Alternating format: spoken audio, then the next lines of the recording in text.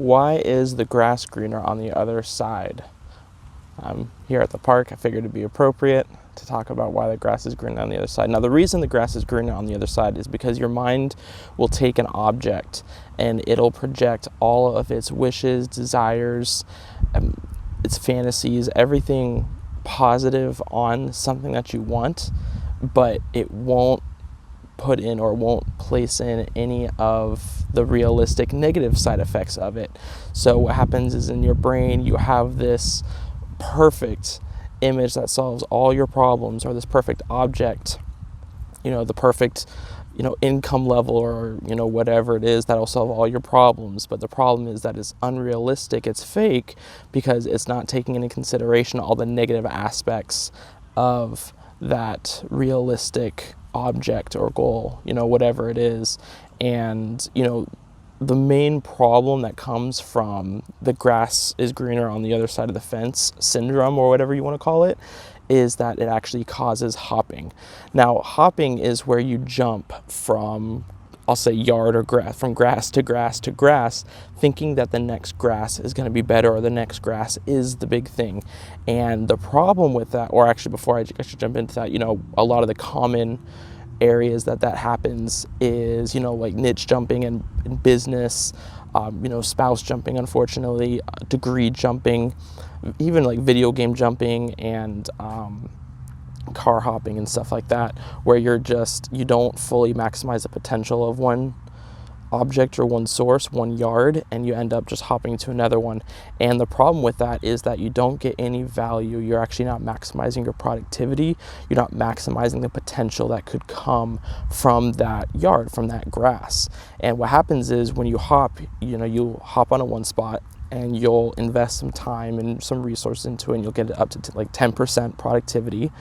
And then you'll see your neighbor, theoretical neighbor, who's at 40% productivity with their grass, their yard. And you're like, oh my gosh, I want that. That must be the big thing. I'm studying English and they're over there studying business, so that's the big thing. So I'm going to jump over to that and project all of my wishes and desires and fantasies onto that, and that should solve my problems. But what you don't realize, again, is that he's actually watered the grass for a long time to get that 40%. So you'll jump over there, you'll spend you'll build it up to 10% productivity, or 10% potential level, and you'll be like, oh man, this must not work, there was something wrong with it, yada yada yada.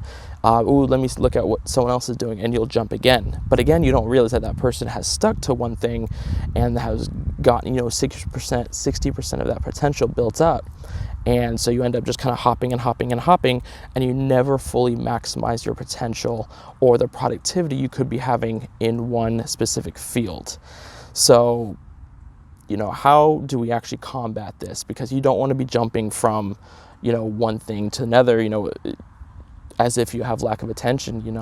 It really comes down to, how much time and resource you're willing to put in, because what you really want is you want value, right? So you want to stick to one thing, and you want to water it long enough to create value, because value is created off of compounding time, right? So I'm sure you've heard of compounding interest when it comes to like money and investing. Well, that principle, the compounding principle, actually works with everything, especially time. So what you want to do is you want to focus in on one thing, and you want to maximize the potential of that one thing instead of hopping around. And I have a specific phrase that I use that really helps me out. And it goes, something like this. Instead of asking for more, focus on what you have, instead of wishing for more or praying for more or wanting more, whatever it is. So it's focus on what you have before you ask for more. And basically the whole concept behind it is that instead of, wishing you had $1 million and projecting all the fantasies of having that $1 million, focus on, the $5,000 you have right now, and focus on maximizing the productivity and the potential of that $5,000 to help you get to that $100,000 or to the $1 million, whatever amount that you want. Focus on what you have now in order to get more. If you're looking for, a deeper relationship with your spouse. Don't look to, you know, another person's spouse or another just another person other than your spouse.